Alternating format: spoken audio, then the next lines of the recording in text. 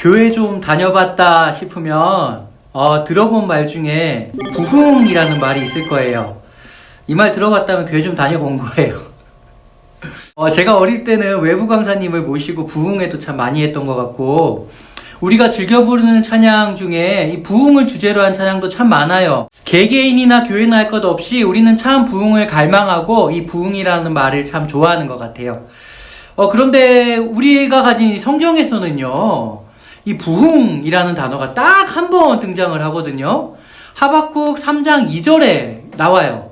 여호와여, 내가 주께 대한 소문을 듣고 놀랐나이다. 여호와여, 주는 주의 일을 이 수년 내에 부흥하게 하옵소서라고 여기 딱 한 번 이렇게 나와요. 그런데 이 말씀 배경은요, 하박국 선지자가 보니까 이 세상에 주위에 악이 너무 많은 거예요.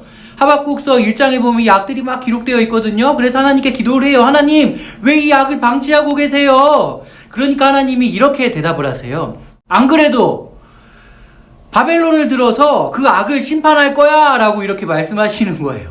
그런데 이 음성을 듣고 이 응답을 받고 하박국이 너무 혼미해졌어요. 악이 많아서 하나님 왜 악을 이렇게 방치하십니까? 라고 기도를 했는데 바벨론이라는 적을 들어서 이 심판을 한다라고 하시니까, 그래서 하나님 이게 무슨 말이에요? 라고 한 번 더 질문했을 때 하나님이 이렇게 말씀하세요. 바벨론을 들어서 악을 심판하지만 그 악한 바벨론도 심판을 당할 거다 라고 말씀을 하시는 거예요. 지금 하나님이 바벨론을 들어서 심판하시는 게 눈에 볼 때는 혼미해 보이지만 결국은 선으로 유익으로 인도해 가시는 하나님의 길이다라는 거를 말씀하시는 거예요. 그 응답을 듣고 하는 고백이 바로 수년 내에 부흥케 하옵소서라는 겁니다.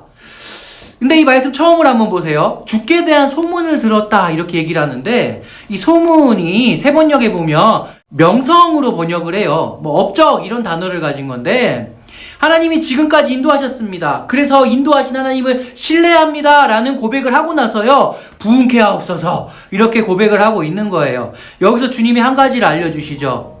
바로 부흥은 이렇게 하나님을 신뢰하고 하나님께 기도하는 사람을 통해서 부어진다라는 거예요. 우리가 이렇게 부흥의 도구로 사용되는 이런 기도하는, 하나님을 신뢰하는 한 사람이 되기를 소망합니다. 이 부흥이라는 단어가 히브리어로 하야라는 단어거든요. 영어로는요, 리브예요. 생명이라는 뜻이죠. 지금 조국이 타락해서 징계를 당할 거지만, 그러나 주님께서 다시 생명을 다시 살리신다라는 거예요. 약간 코감기가 왔는데 감기가 나아요. 10명이었는데 100명이 됐어요. 이게 부흥이 아니라 완전히 죽은 것이나 다름없는 그 상태에서 다시 살아남. 이게 바로 부흥이에요. 구약에서 이 하야가 사용된 곳이 있어요. 열왕기상 17장 22, 아모스 5장 4절, 하박국 2장 4절 한번 보세요. 여기 살리라, 살아난지라, 이게 모두 다 하야예요. 그러니까 부흥은요, 죽은 것 같은 그 상태에서 다시 살아나는 것을 얘기해요. 그래서요, 여기에 희망이 있는 거예요. 지금 완전히 끝난 것 같고 소망이 없고 끊어진 것 같고 죽은 것 같아요. 나사로가 죽은 지 4일이 됐어요. 그런데 결국은 그 모든 죽은 것 같은 그 상태가 바로 이제 부흥을 불러오는 시작점이 된다라는 거예요. 이제 살아난 일만 남았다라는 거예요.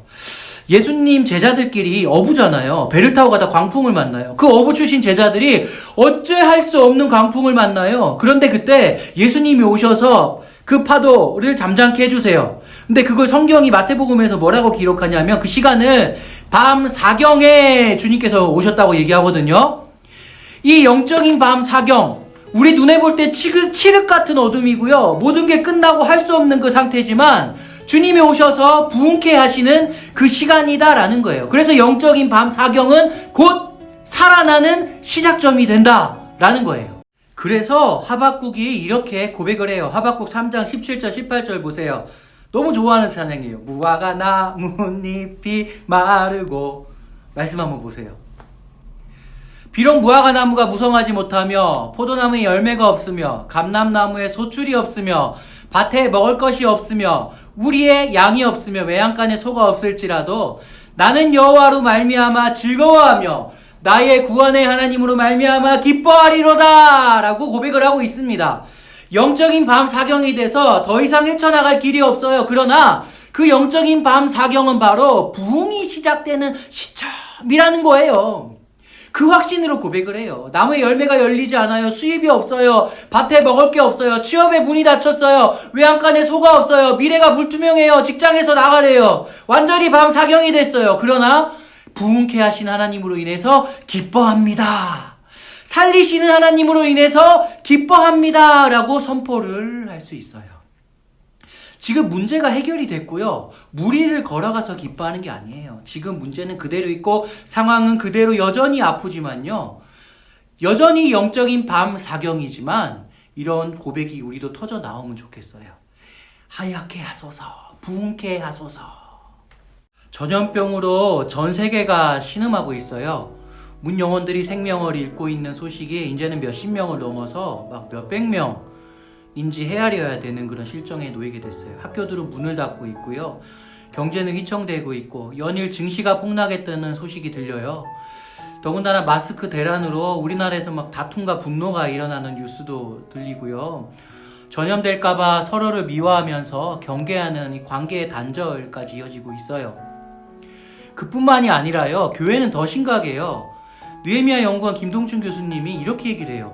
교회가 있는 곳에 구원이 있다기 말하기보다 교회가 있는 곳에 감염이 위험이 있다고 말하는 세상이 됐다. 예배가 지금 된소리를 맡고 있고요. 지금 교회는 코로나의 공포와 불안에서 세상을 건져내는 구원의 주체가 아니라 구원의 대상이 되어버린 꼴이 됐어요. 예배를 온라인으로 드립니까? 오프라인으로 드립니까? 뭐 이런 논란을 넘어서 세상의 손가락질과 비난의 대상이 되어버렸어요. 그래서 코로나 사태가 아니라 교회 사태라고까지 불려지고 있어요. 참 마음이 아프고 어쩌다가 우리가 이렇게 됐을까를 돌아봐야 되는 시간인 건 맞아요. 그런데요, 오늘 말씀을 통해서 이 영적인 밤사경 같은 사태 속에 있는 우리에게 소망을 주세요. 분명한 건요, 이제는 부흥이 일어날 거예요. 주님이 오셔서 이제 살려주실 거예요. 그래서 우리도 고백할 수 있어요.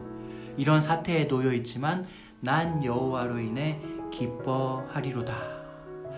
그리고 무엇보다 기억할 건요, 이런 부흥은 하나님을 신뢰하고 기도하는 자를 통해서 시작된다라는 거 우리가 잊지 말고요. 기도의 자리에서는 저도 되고 그리고 우리 청년들이 되면 좋겠습니다. 주님은 분명히 살아나리라 부흥을 주실 거예요. 하얗게 하소서, 이 기쁨의 외침이 우리 청년들을 통해 문 영혼들에게 또 이웃들에게 번져가기를 간절히 소망합니다.